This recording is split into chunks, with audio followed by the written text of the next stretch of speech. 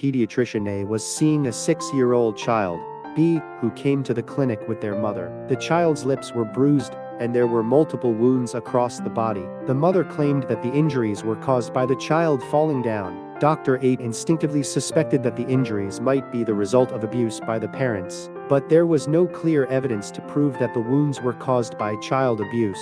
So, can Dr. A report the suspected abuse to the police without the parents' consent? Child abuse refers to physical or psychological violence, or cruel treatment by an adult including a guardian, that may harm a child's health or well-being. Victims of child abuse can develop not only mental disorders such as anxiety and depression, but also neurodevelopmental disorders like ADHD. Physical abuse in childhood can cause both immediate injury and long-term consequences, increasing the likelihood of delinquent behavior or substance abuse later in life.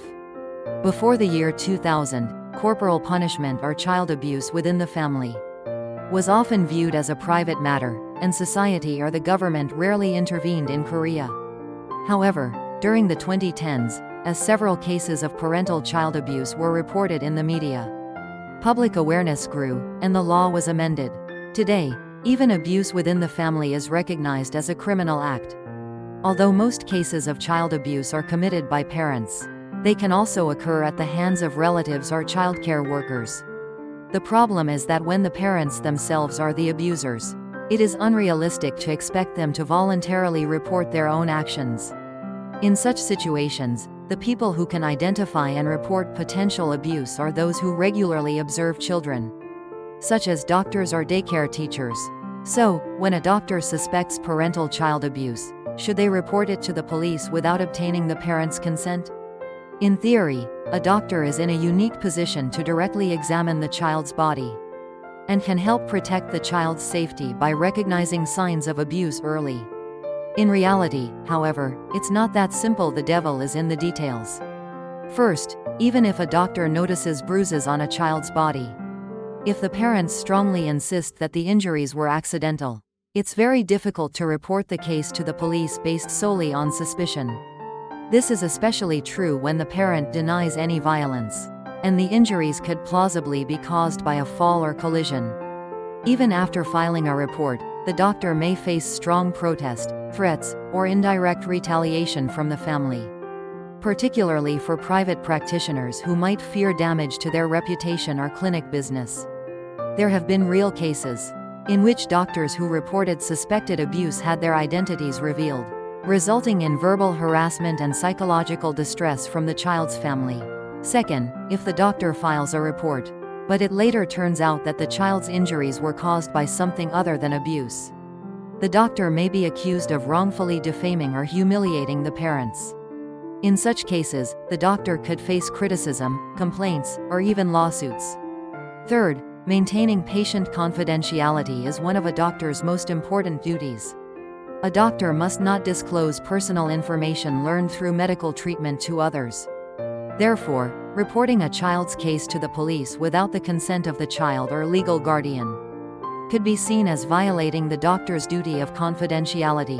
Fourth, many doctors have never received formal education or training either in medical school or during residency on how to identify, report, or manage suspected child abuse. This lack of knowledge often leads doctors to hesitate or avoid reporting, even when they suspect abuse. Fifth, it is often ambiguous where to draw the line between discipline and abuse. The boundary is not always clear. For instance, should a parent slapping a child's palm with a stick be considered abuse or discipline?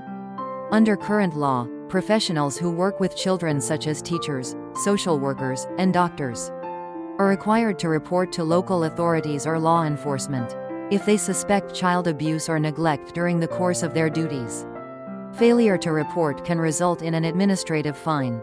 Despite this legal obligation, the rate of abuse reports filed by doctors in Korea was only 0.8%, compared to 14.5% among healthcare professionals in the United States.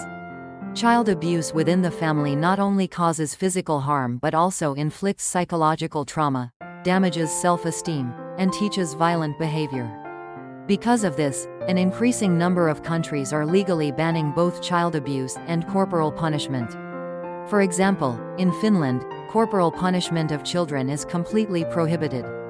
Parents who inflict even minor physical harm on children under 15 can face criminal prosecution, and courts do not accept discipline as a defense in civil or criminal trials.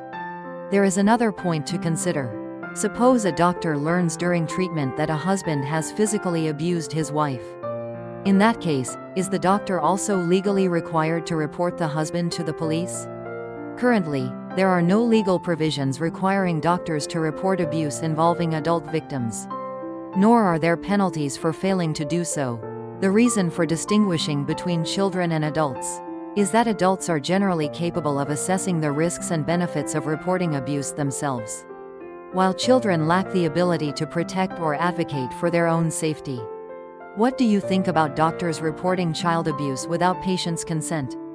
Share your thoughts or opinions in the comments below.